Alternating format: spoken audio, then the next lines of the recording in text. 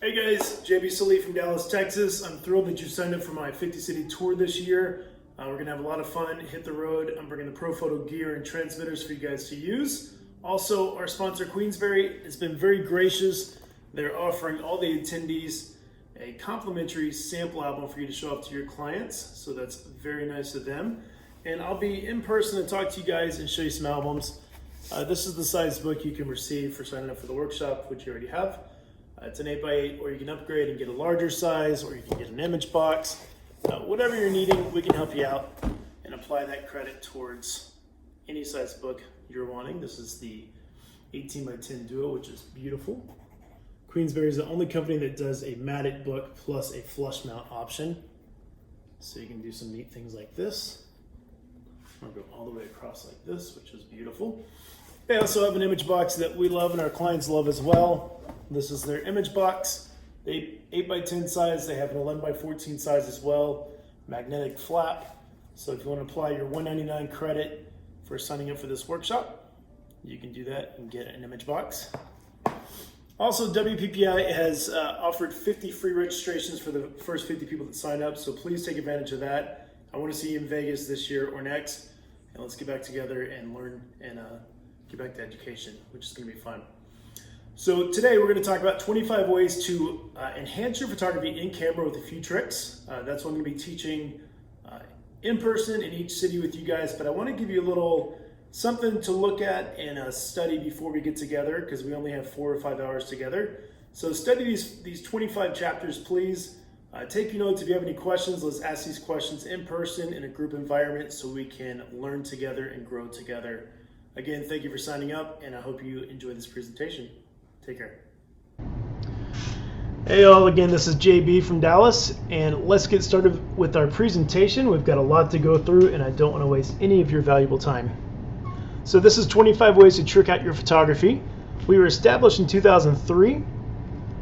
It's my wife, myself, and we have 3 daughters. We are a true mom and pop business. We don't have any other employees, and we love it like that.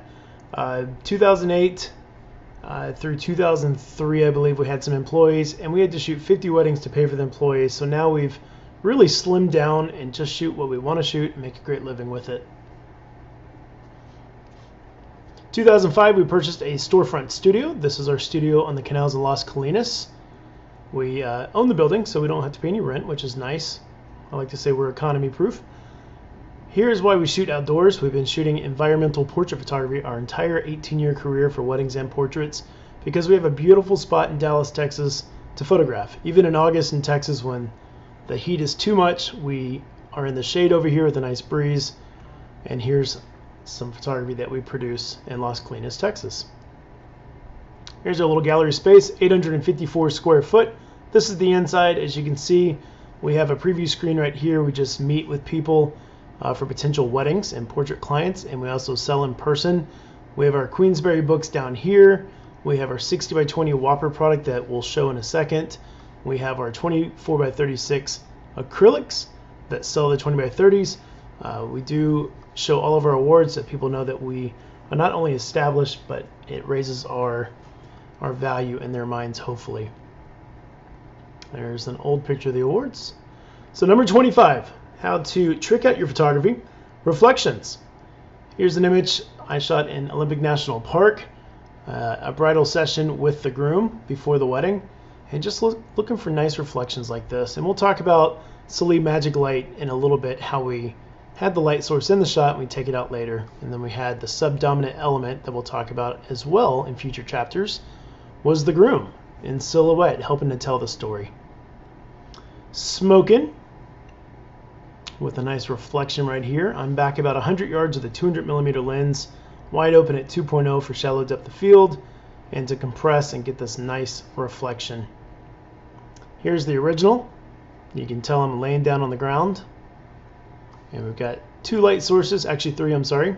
2 strobes, 1 video light, 45 degrees off camera, mainly to focus on and fill, and then 1 at 90 degrees off camera right, 1 at 135 degrees off camera left for the kicker light. You can see how the 135 versus the 90, there's a little more extra light on this side falling into the shadow side. And we'll talk about off-camera lighting in a second, but Again, this presentation is to get you geared up for how I shoot, how I teach, and what to expect on the workshop, and what we're looking for as we shoot together.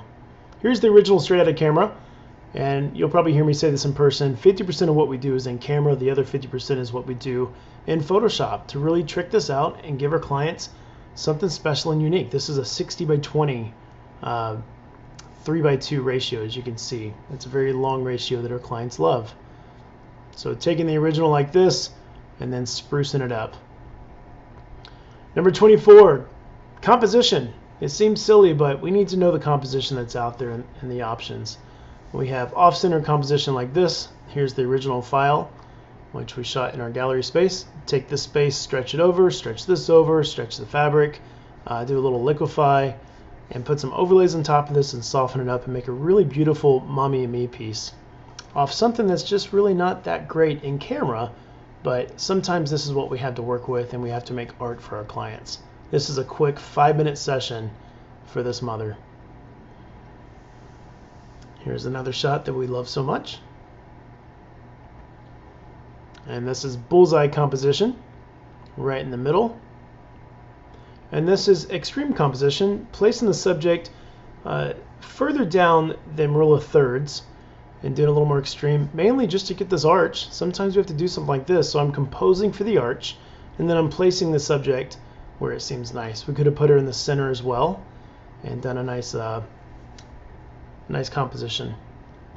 23, shoot at high noon. This is going to be a big part of our workshop, whether we start at sunrise or end at sunset. This is a 5-hour workshop, so we're going to have to start or in the middle somewhere, be at high noon. So I do want to show you guys how to shoot at high noon. One of the tricks is having a B10 Plus with an OCF beauty dish. This B10 Plus is 500 watts second. When you put the beauty dish on, you lose 2/3 stop of light. So this is dropping down to 330 watts second. This is going to be our main light. We'll start with one light, we'll add a kicker, we'll add a second kicker, we'll add some gels and have fun, like we'll see in future chapters. But this is where we start, high noon. If we have a light source, this is one of our lighting setups that we'll do many times with our time together. 90-90, I call it. We got 90 degrees off camera right, 90 degrees off camera left.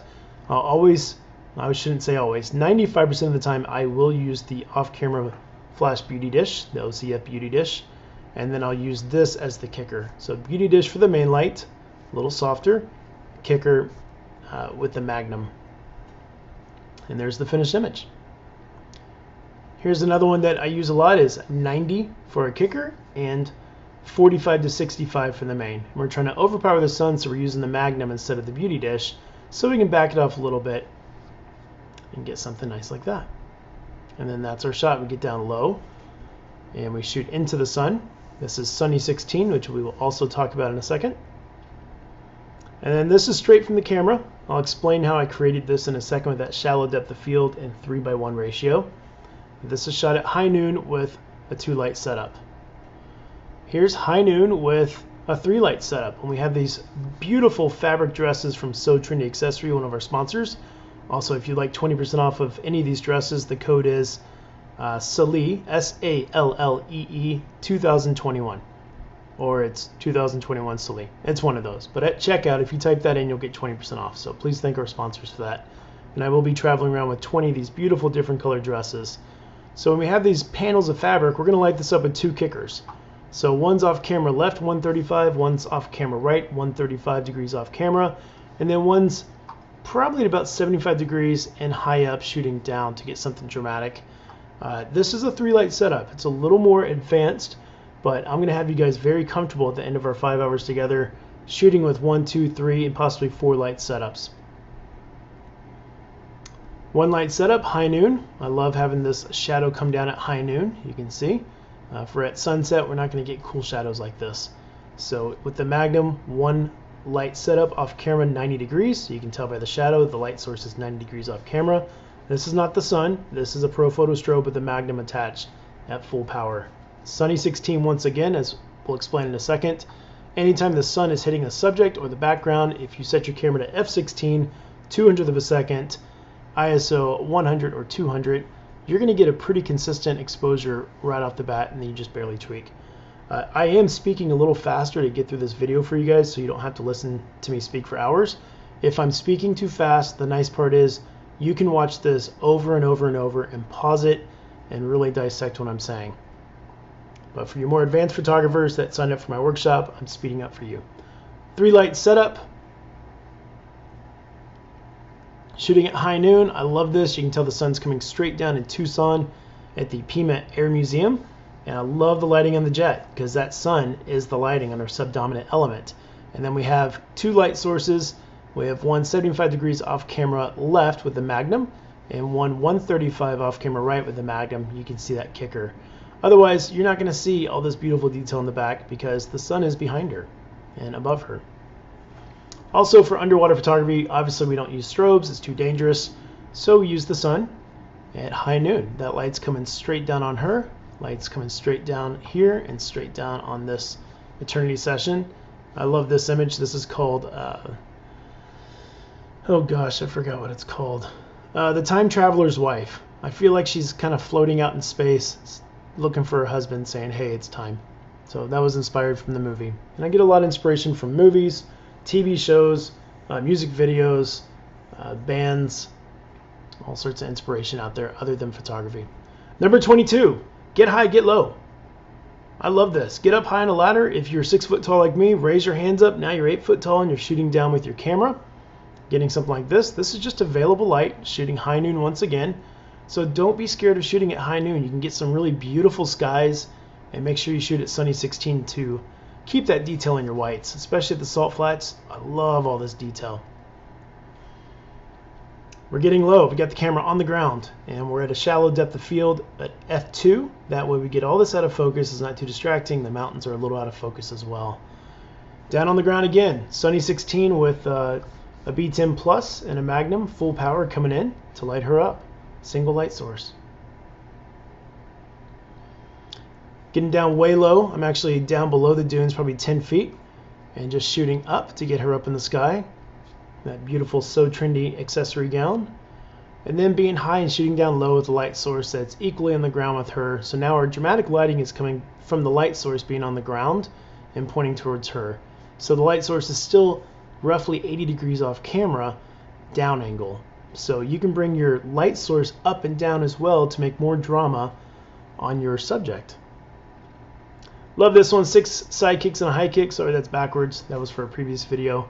This is from a wedding day. Shot high noon again. I'm down low on the ground shooting up to get them in the sky because there was chairs in the ceremony pavilion and all that stuff in the background. I just want a nice clean space. And I like to tell people, if you don't have anything to work with, you always have the sky. Whether you have clouds, a blue sky, turn it black and white like this, there's always something clean to place your subject on. Another one is shooting way down low, aiming up high to get that 747. And yes, I got accused of this was a composite, and it is not. Here's the proof. This was on my bucket list to shoot a 747 in St. Martin, and I did so, and got some great results. Love this image. Shooting through a twin reflex camera, shooting high to low. Excuse me. Here's some more twin reflex cameras. If you're looking for inspiration, this is one of the chapters. Use subdominant elements or props like this to shoot into or shoot through. You can use grass. As you see here, I use grass in the foreground, and also shooting through a camera, also with off-camera lighting. Just really fun to be creative, and when you do stuff like this, your clients notice, they like it, and they'll buy it. 21, zoom out. This is the biggest thing you'll hear me say with our time together at the workshop. Step back, zoom out, leave some space for your client and for the environment. Clients love seeing negative space like this. But shoot a little bit of both. You know, some clients, maybe they don't like all this negative space. So you can crop it square. But make sure to step back and shoot a few images wide as well. Love this image from Kansas City. Just stepping back and creating a nice backdrop with the environment. None of these are composites. I'll get to the composite chapter in a little bit. I think I have 3 good composites out of 2.5 million images I've shot in 22 years. Only 3 of them are composites that I'm proud of, and I'll show those in a later chapter. So when people say, oh, it looks fake, can you photograph me on this backdrop? This isn't a fake backdrop, I tell them. This is just different lighting. Your eye's not used to seeing something so dramatic on the subject. and then no light sources falling, and we're darkening up the backdrop to make it more dramatic. So it's just a different style of photography which we're gonna practice and perfect on the road. Here's another one, just backing up, and then another chapter, frame within the shadows. You know, using the available light, using that long dress, and backing up, showing the environment. Same thing, showing that environment. This is available light, this is strobe. Just want to get a little more drama and darken up the scene. This is near sunset to get nice contrasty shadows on the dunes. And you can see the sun is actually all the way behind her. That's what makes the dunes pretty. We're shooting almost into the sun. It's off camera about 135. So even if I don't have a kicker or a Profoto strobe, at 135 is my kicker, I'm using the sun as the kicker. So now you see I'm still getting those nice highlights, getting a nice hair light, and it's lighting up the dress and looking pretty. So 135 with the sun as the kicker, main light, roughly 80-75 degrees coming in. Back up, zoom out, beautiful scene. And we've got this as a 50 by 25 canvas gallery wrap with a black frame, and it looks beautiful. Here's another one backing up Mesquite Dunes, Death Valley. I just want to see more of the scene. Your clients love this too, because when they hang this in their house, it's a conversation piece. It's not just a picture of them gripping and grinning and smiling at the camera or kissing on the wedding day like we have up on our wall from our wedding photographers. Number 20, Subdominant Elements. You'll hear me say this a lot. I remember shooting this and one of the attendees said, I don't like this, I'm going to crop it out. Totally your call, but why not leave something in the scene for a couple shots to show where you're shooting? You know, you don't see an ocean, you don't see any sand in the shot. Show them where they are. It's kind of mysterious, it's kind of fun to tell a story with just a single prop. This is my daughter Brinkley when she was 6. I took her to Iceland for a 2-day trip, turned into a 12-day trip, and she missed a week and a half of school. I got in a lot of trouble with my mother-in-law that's a teacher at her school. But I called the principal and I said, hey, we're stuck in a giant storm. It's the storm of the century in Iceland, and we got stuck on the wrong side of the island. All the roads are closed. What can I do to make sure that she's not kicked out of school? And the principal said, JB, this is awesome. This is what we want for our kids. Why don't you have her call in every single day and give a little 5-minute update via FaceTime to her class of what she's doing, what she learned, and you know, that way she's still in class and she's learning something every day. I said, oh my God, that's awesome. Back then, my 7-year-old was very shy. She's still very, very shy. She's just, we have 3 daughters now. She's the shy one. She's like I was when I was 6 years old. So to see her just break out of her shell every 5 minutes of every day and talk to her class, and everybody was so excited what Brinkley was doing in Iceland, that just melted my heart. So I always say, take your kids on vacations, take pictures of them if you're a professional photographer. More importantly, hang this on their walls. This is on my daughter's wall in her bedroom. It's just a little 10 by 15 canvas, but on the very top, when we shot this, she walked up to this cross by herself. I didn't pose this. I'm not morbid like that. She walked up and she knows the story of my granny.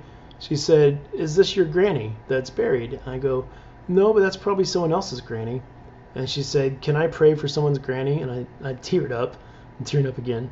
I said, yes, but let me go get the camera and the strobe first. So I did, and I took a quick shot. It's 5 degrees outside. You know, this is a 15-second session. And I made a memory with my daughter, and I made a memory for me too about my grandmother that helped raise me. So love finding little spots like this. Subdominant element would be, of course, the church and the cross, and the little crosses over here to tell the story, the mountains to help tell the location, and a little moonset to help tell the time of day. Here's another one. Subdominant element is this Prada store, another special piece of me. My grandfather lived in this area close to Valentine, Texas, and he always took me to this store since it was erected in 2002 or 3. And it's an art piece. It's an installation piece, just a sculpture out in the middle of nowhere in Texas. He said, Jonathan, that's my first name. He goes, I want you to take one of your beautiful bridal shots at this location sometime. Every time I pass this, I think of you and your photography. And unfortunately, he passed away a few months before I finally convinced the bride to come shoot this. But you know, this is a memory of my grandfather that handed me my first camera ever in high school and told me to take a photography class in high school. So very special image to me. And I got to shoot this a few months ago again. So this is roughly 10 years ago I shot this. And it was my first time at 3 in the morning. And then I got to shoot this at sunset and be a little more dramatic with the light. Subdominant element, we already talked about this. Roy the groom in the stone. He's the subdominant element, and he's helping to tell the story. The bride's always looking for the groom's always goofing off. That's their story, and they love it. Out of 5,000 images I photographed for them in 2 days, this was by far their favorite, and they said, this is us. This speaks volumes. Our friends are going to love this, and now this is hung up in their house. That's what we love doing for our clients. Subdominant element, we shot this probably 12 years ago. This is the bride's father's car, and she brought it for her bridal session. Shot her wedding in Mexico. 12 years later, she got pregnant, and same story. When we were pregnant with Brinkley, my grandmother, my granny, passed away 2 months before she was born, 2 or 3 months. And same thing, 2 months before their first daughter was born, her father tragically passed away. And I remember the groom calling up, the call you don't want to get. JB, can you find a picture of us with the bride's father and print it as 11 by 14 for the funeral? I hate that call. I've gotten that about 15 times in my career so far out of 500 wedding shot. So of course we said yes. I'm tearing up again. And he said also she wants to cancel the maternity session. They're devastated, and she's just not in the mood to be happy right now. So I said, do me a favor, Rob, talk her into it, bring the car, let's shoot something. And I had 3 weeks to think about this and really perfect this image, and this is what I came up with. And this is my bag of tricks that I rely on. 3:1 ratio, off-camera lighting, sunset image, grunge texture back then, little composite with the carpet in the front, and doing something dramatic. And I kind of failed this couple. This is not what she was looking for. And I was thinking coming attraction, she's having a baby, but really they were in mourning over her father. And this is why I say always find someone else to shoot with. This is my wife's shot. And every time I see this, I realize I have so much more to learn as a photographer still.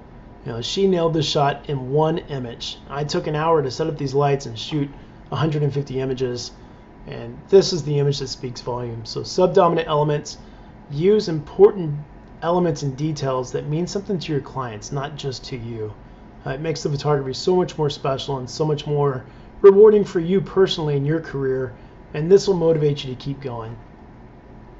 Another subdominant element was little Stewie the dog, and this is one of my few composites that I did just because I did not shoot a 3:1 ratio that day. So I had to go back and make this all up from scratch and do a 3:1 so they could order a 60:20 acrylic. Because when a client has $3,000 they want to give you, you figure out a way to make it work. So when he proposed to her, their story is, she said, I'll marry you, but you're marrying my little doggy too. So the title of this one is And Your Little Dog Too, inspired from The Wizard of Oz. So this is our most popular image of all brides at a bridal show. We've been doing the same bridal show for 13 years of our career, so 26 shows. And how do you figure out what image your brides really like? The older I get, the brides are staying the same age. So you have to kind of tap in and ask brides, what do you like? Here's a great way to do it. Don't just print one card. And this is a little golden nugget for you guys, a little bonus. Don't print one card at a craft fair or balloon fest or bridal show. Print 5 or 10 different images, and then all the information on the back's the same, but spend the extra money to print different images on the front of the cards. And when people ask for your information, you say, yeah, come on in, I've got some cards over here. We're doing a little survey, a little poll. Please pick your favorite image. All the information on the back is the same. So 95% of the brides will pick this. And we ask, why do you like that? They say, because it's different. And I love that. That's what we should have called our business, is different photography. Because that's what we've heard our entire career at bridal shows. You guys are different, with a little Texas accent. We are. We like to be different and stand out. We don't want to just shoot the same stuff that the other 35 vendors have.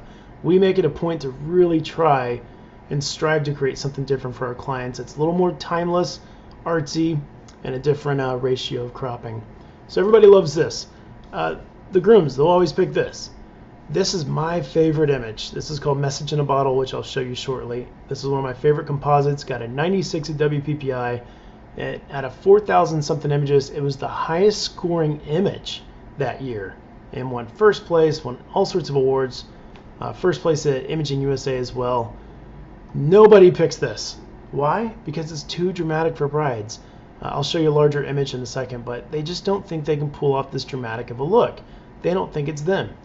The artsy brides love this. The bridal parties love this. Some people love this that love San Francisco. But the 5 or 10 brides every single show that pick up this one card, it's called Lost Love in Mesquite Dunes, like we showed before, that's our bride. That's the one we get their information. I say, I'm going to call you because I can tell you're our bride. You're the one that likes something artsy, something a little bit different, and I want to work with you. Frame in the Shadows, number 19. Here's that shot, Lost Loves, Mesquite Dunes. And I love traveling with our clients and doing something different. I'm born and raised in Dallas, so I want to get out of Dallas as much as possible and shoot something artsy for our clients. It really just gets my juices flowing. It makes me want to be a very creative artist. I turn off my phone for 4 hours. I don't deal with business. I don't deal with kids. I am solely there for that one client, and it shows and it pays off every single time for not only our business but also for our client. They get something unique. Framing within the shadows. Let's go back. I forgot to say what I was meant to say. We can see she's lit up and she's framed in the shadows. Instead of her being white on white or white on white, we're looking for that shadow to frame. So I had her run back and forth. This is not a composite. She ran back and forth for about 15-20 minutes, toss on her own veil, and this is that one perfect shot where the veil wasn't hitting the ground. Framing the shadows. I'm looking for things to put my subject in and then light the subject within the shadows to make it stand out. Framing the shadows. I found that one little shadow. I stuck her in there. I turned her face towards the available light. Bingo, bango, bungo. Framing the shadows. You'll see this a lot. I put clients in front of rocks, and then I put the sun behind it because I love the starburst effect, and the clients like it too.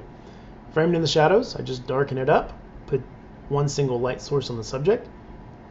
Framing the shadows. Again, a client within a rock. Off-camera lighting, number 18. We're going to spend a lot of time talking about off-camera lighting. Again, the B10 with the OCF, if you need anything, this is where you want to start. You want 500 watts of power to push through and soften and shape the light. You don't want 250 watts. You don't want a, what do they call it, a speed light, or even 5 speed lights taped together, because that gets expensive and it looks cheap. You want a nice professional strobe to push through and soften the light. So use Profoto. Anybody that purchases a Profoto strobe through my link, just send me, find me on Facebook, JB Sallee, S-A-L-L-E-E. Send me a personal message. Friend request me first, so I'll see the message. I'll give you a code. You buy a strobe, you get any workshop in the U.S. for free, and you get free shipping. So that's my gift to you and my gift from Profoto as well. So even on vacation, this is what I bring. 500 watt second. I bring that one little beauty dish for my kids. Here's a quick session we shot.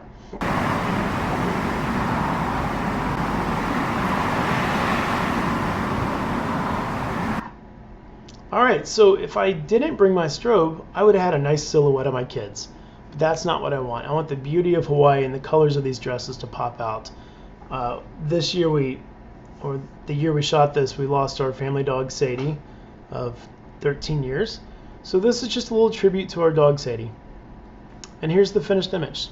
Single light source, you remember that box is over here, full power, and it's just spreading all the way across. If you want your reflections to show up, you got to have light on your subject. This is, the sun is setting and it's behind them, so that's why it's silhouette. So we're lighting up the subjects with that one strobe.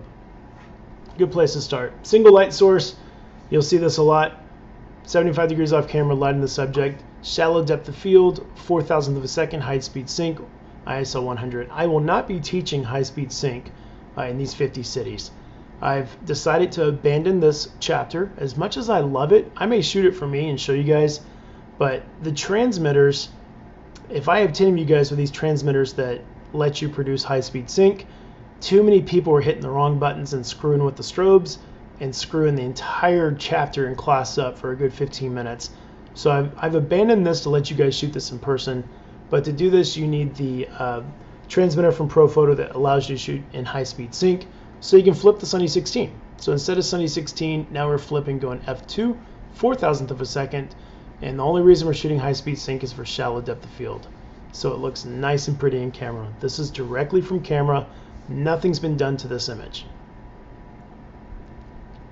There's another image, single light source, 85 degrees off camera. That's me on the rock. The rest of the class was on the beach because they didn't want to go out there.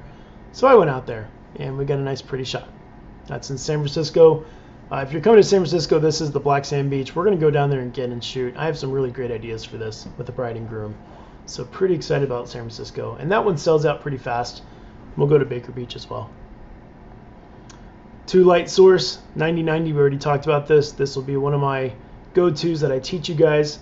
So we got a single light source. We got a 2 light setup, 90-90. We've got another 2 light setup, 90-90 into the sun. So sunny 16 is our setting. And then we're shooting into the sun to get a nice starburst effect at f16 or f22 and get some nice lens flare. 90 on him, 90 on her, and just something different. Don't be afraid if you're seeing all these images and saying, this is not my style of photography. I don't want to sign up for his class. I also go for very subtle off-camera lighting. You know, beautiful sunsets and just a 2 light setup where it's not as dramatic. So I'm not going to do everything dramatic with you guys. It's just one little niche of what I do. We also want to go for something a little more natural looking like this. But we still have a second light source all the way off camera over here. So you can see a little kicker right there and a little kicker right there. And that light source right there is from that kicker. So it's not at full power. This is probably half power. Just add a little bit of kicker. 3 light setup. We'll do this as well. 135, 90 or 180 degrees off camera, and then a light source 45 degrees off to the right, and also 45 degrees high for a little extra drama. And then we produce something like this in Photoshop. We clean it up. We take the strobes out. I'm going to teach you how to do this. We move the light source over. I'll teach you how to take the light source out. Nice and easy. It looks a little more advanced, but I promise you, this is easy stuff. And then this is a 4 light setup. If we have a nice pretty backdrop subdominant element like this, we'll have 2 light sources on the building and 2 light sources on snoots on the subject to control the light. 17 twin reflex. This is my little camera I bought in high school. Love shooting down into it. We've already seen this. It's just something fun and the clients like it. 16 mad Photoshop skills. This is a great way to take your image straight out of camera and make it a little bit better. So this is our image straight out of camera. You can see all these settings in Lightroom are null. They're nil. They're nothing. There's nothing been touched on this image.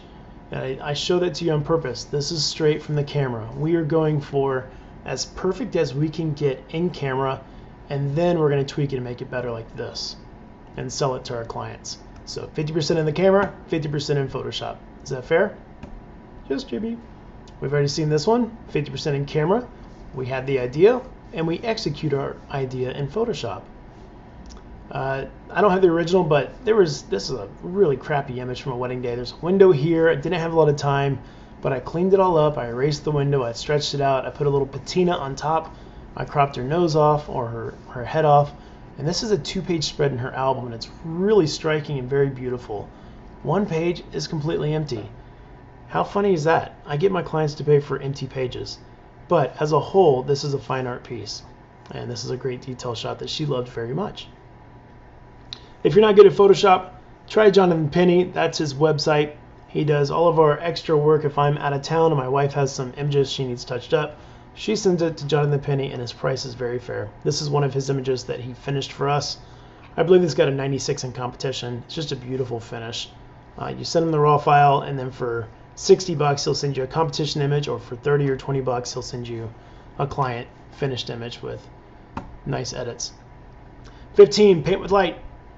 We talked about this. We have a 30-second time exposure for the stars and for the store, 10-second time exposure for Prada, 15-second time exposure for the shoes to show up, and 200th of a second for the bride. So we took 5 different exposures shot on a tripod, put them together, and we're painting with light, with available light here and with strobes on the subject to make her stand out. So this is not a composite. She was out there freezing her butt off as we shot this.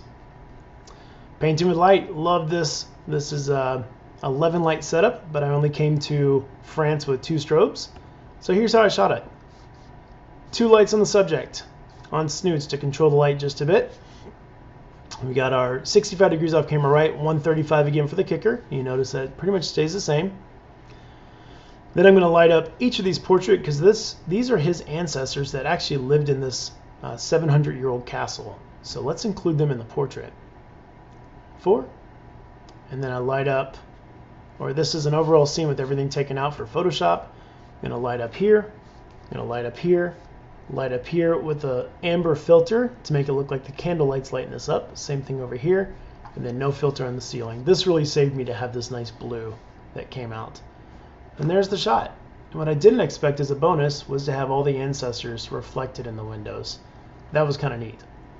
So this is the Count and his bride. This scored a 90 and got a first place beautiful crystal trophy from MPI out of Canada, Master Photographers International out of Canada. I am their USA ambassador. If you have any questions about competition with them, hit me up. I'd love to help you out. 14 gels. Yellow gels. How fun is that? Again, 50% in the camera with the idea, 50% how you finish it. When life gives you lemons. This was a rainy day in Houston at my last workshop, so I rented a studio. We went inside and created some fun stuff. From that to that. 3 light setup, 1 on the subject. I've got 2 strobes with blue gels, kind of bluish green on the cactus, and one's over here too for just a slight little kicker if you can see it. I didn't want to add too much over here just to make it kind of unbalanced with the cactus, whatever it's called. We don't have these in Texas, so is it a tree or try? Who knows?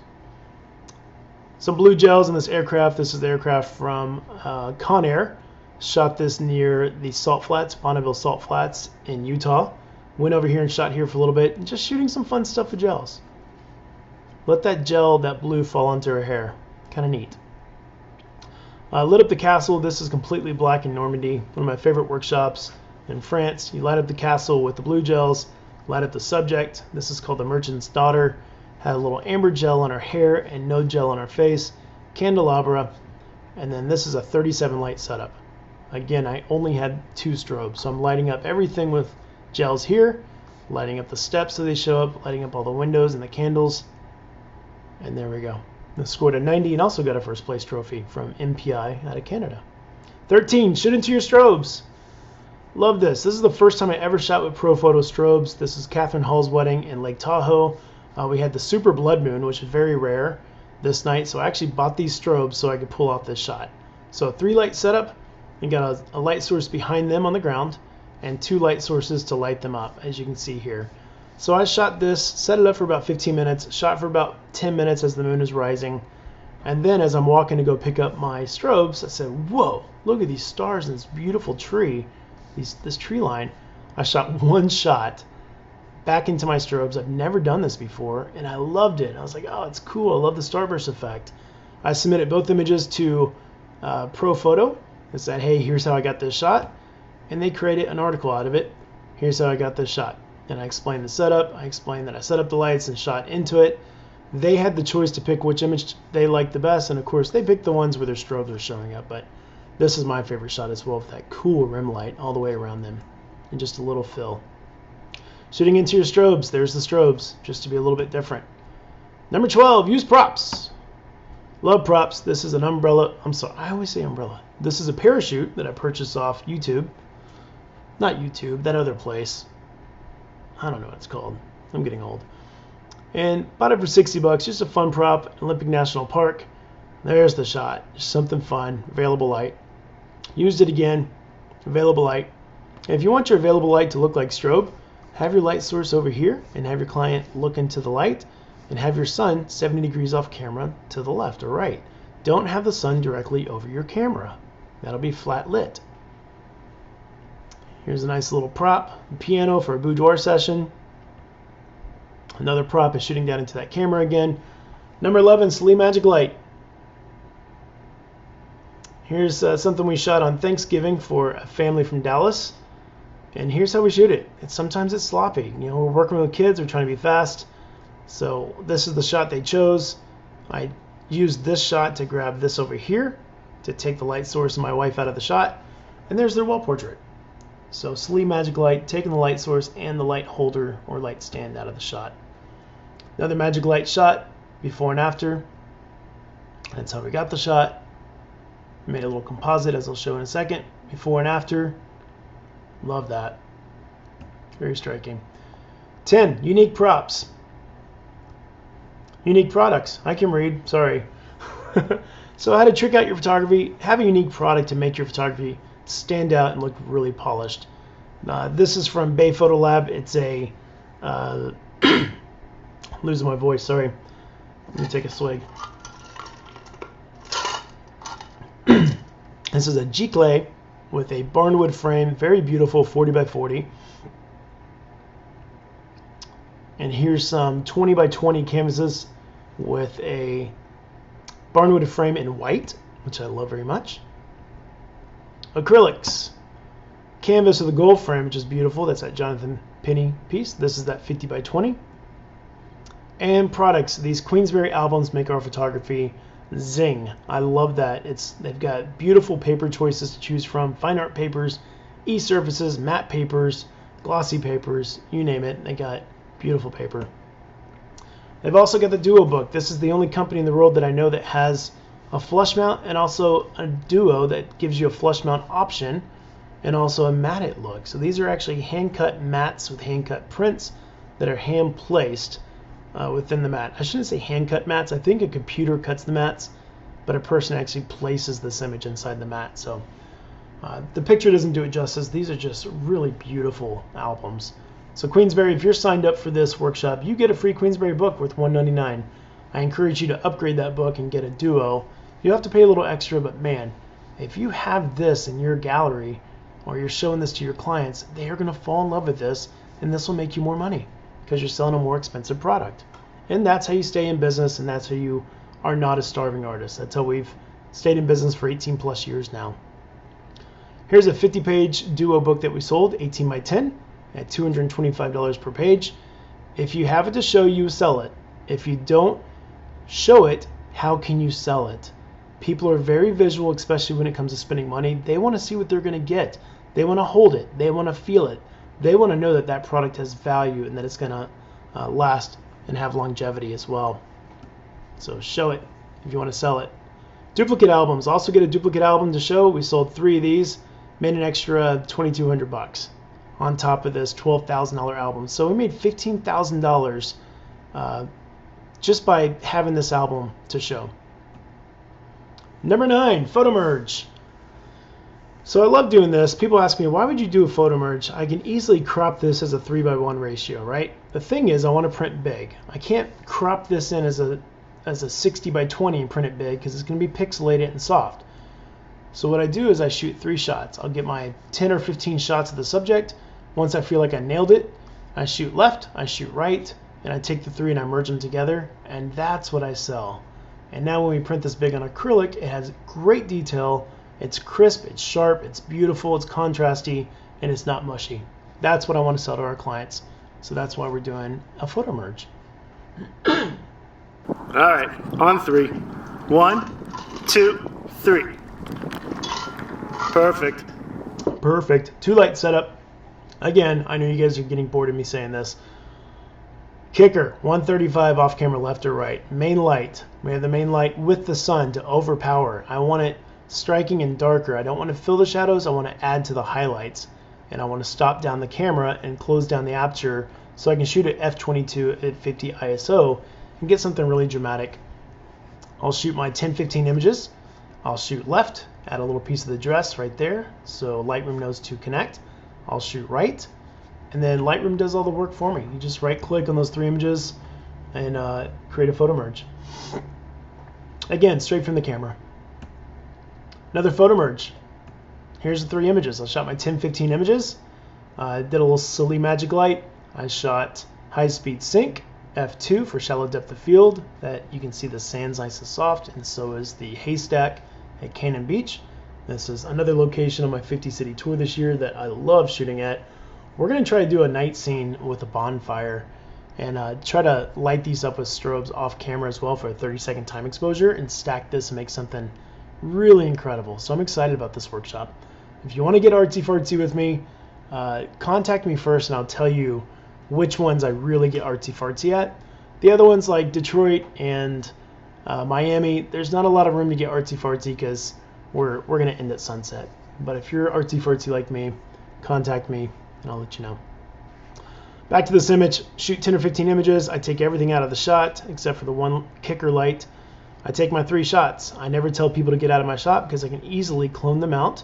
They're on vacation, so I don't want to bug them, tell them to get out of my shot.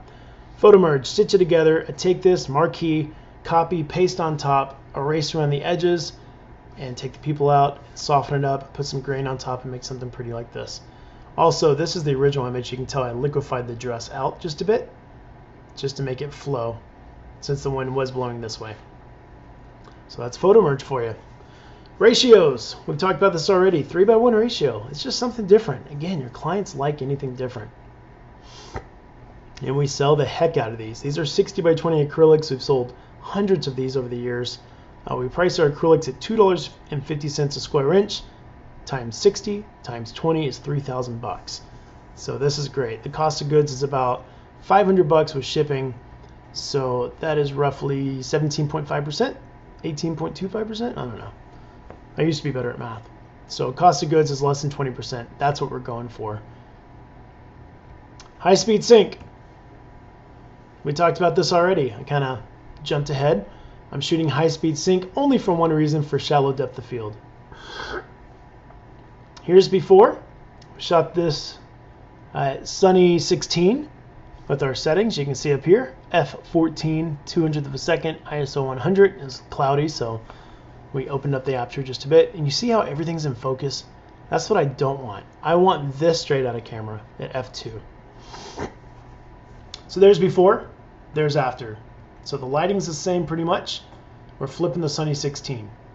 f14, f2, f14, f2. So in camera, I'm getting something soft and beautiful, and I don't have to deal with softening things in Photoshop. This will save you a lot of time.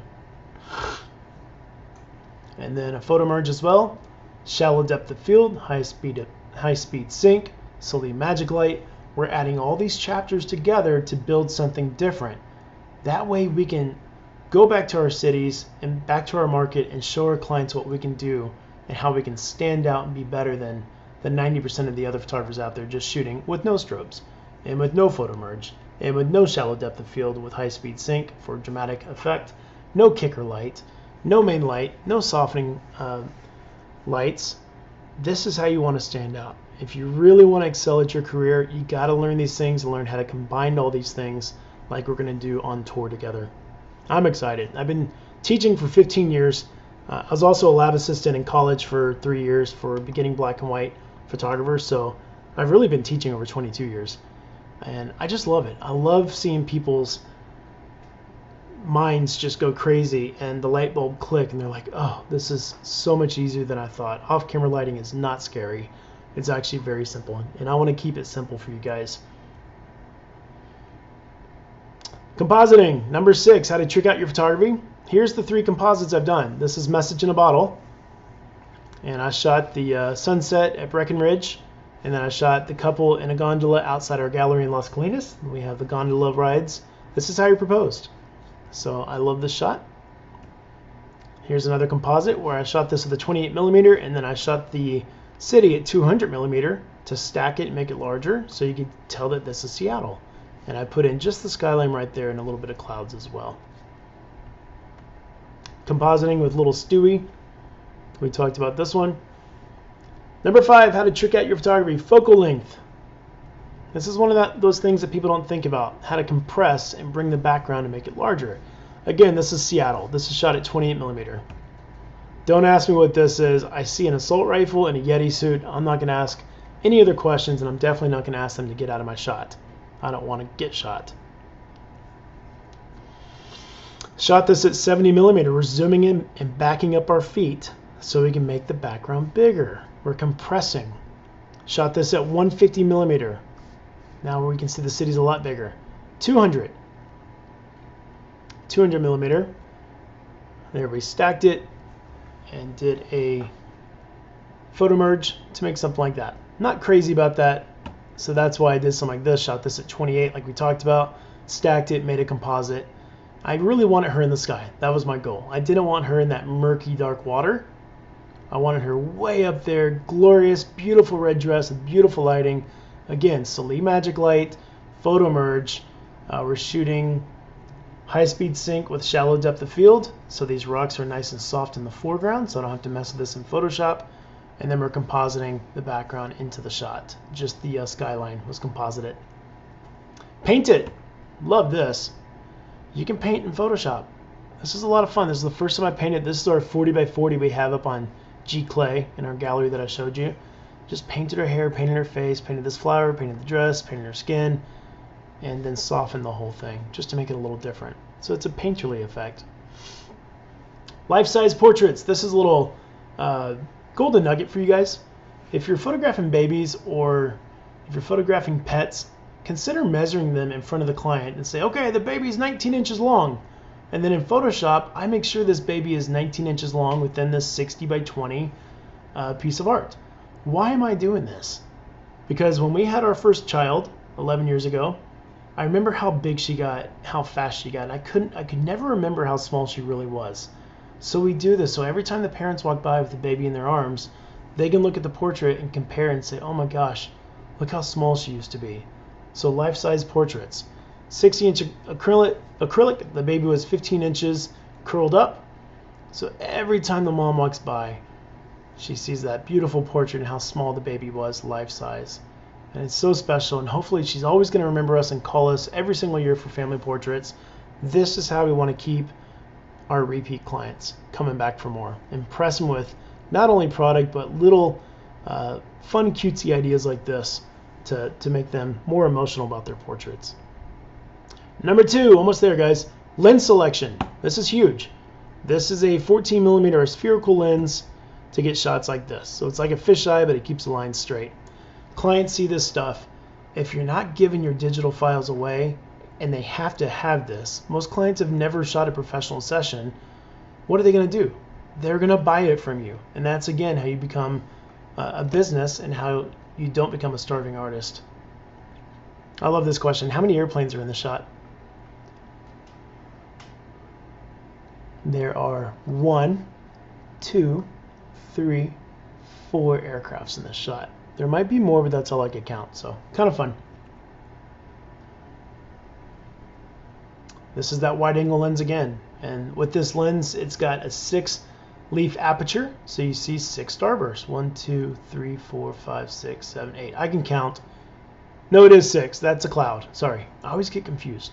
So 6-leaf aperture gives you that cool 6 starburst effect. Here's the 200 millimeter 2.0. Bought this for $5,600. Had it for about 7 years. Loved it. Sold it for $4,000. So these really retain their value. Why am I shooting portraits with a 200 millimeter lens? Because I like the shallow depth of field at f2. Again, I'm flipping the Sunny 16 high speed sync, 4,000th of a second, f2. For a maternity session, I want everything soft around the mom. That's what I'm going for. I don't want f16 and everything just sharp and hard. I want that softness to convey through. This is what I'm shooting with now. Sorry, it's backwards. It's a 28-70 mirrorless lens for the mirrorless EOS R Canon. And with this lens, you get more starburst effect because it has some more aperture leaves. So kind of a cool effect. And that's shot with the lens. Number 1, be different. This goes a long way. This starts with so many things. Knowing your camera, knowing the technology, knowing your settings, so you don't have to fuss with the technology side when you're in front of your clients. You should be able to set up your camera, know exactly what the settings are going to be just by knowing the time of day. If the sun's on your client, Sunny 16.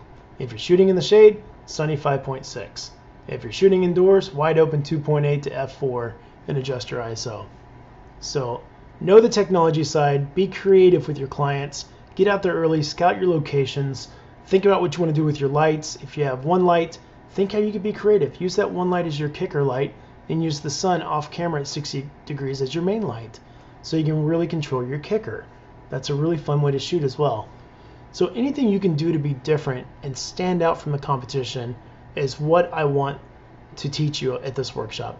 So that's what we're going to do. We're going to spend 4 or 5 hours together in each city and create some beautiful stuff. And I want you to be proud. I want you to post this to social media and say, look what I can do now. Look what I've learned. I am putting forth the effort and the money towards education to make myself a better photographer for my clients. So please consider me for your next family portrait session and for your wedding. Put yourself out there. Nobody's ever going to scream and curse at you and say no. They're just going to say no thank you or yes.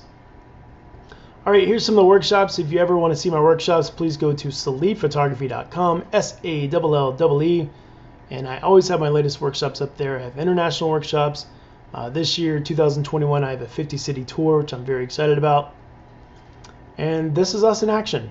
I keep my workshops very small, 10 people max. I want you guys to have a good time and shoot. I'll hold the lights for you. I'll show you where the light source goes. I'll show you how to pose. I get up there and I do it myself. I don't care. I'm a goofball. I'll show you the poses for boudoir, for bride and groom together, for families. The easiest way for me to do it is just to walk up and do it, just like I would in front of our paying clients in Dallas, Texas. It's the same thing I do. I'll depress your shutter for you. I'll tell you how to take your picture. If you forget your light stand, I'll be your tripod. I'll be your tripod for you. This was in Santorini, which we're going back there. So I hope you enjoyed this presentation. Again, I can't wait to meet you all on tour. Many of these are already sold out, so I'm excited about that. And if you want to sign up for a free workshop, you can always go to the website. There's always a pop-up that pops up. You get a free workshop, and of course you get that Queensberry album. Thank you, Queensberry, for being so gracious. You truly do have the most beautiful albums I've ever seen. Queensberry's been in business for 52 years. They know what the heck they're doing. They're family owned and run, and they're a beautiful, kind family from New Zealand, and I just love working with them. So thank you again, Queensberry. And if you've seen this video and you stayed all the way through, please send a little note to Queensberry thanking them. Without them, education like this can't happen. It takes a lot for me to step out of my life as a father of 3, a husband, a business owner, to go do a giant road tour like this to educate the masses. So thank our sponsors, especially Queensberry. They've really stepped up this year during COVID to get me out there safely. Small groups of people. I'm driving the country in a Queensberry van. I've converted the van into an RV, so I'm sleeping in the van so I don't have to stay in hotels. So no airports, no dirty hotels. I'm staying clean, I'm staying healthy for you guys, and let's get through this pandemic and let's learn together. Thank you again, and I can't wait to see you guys.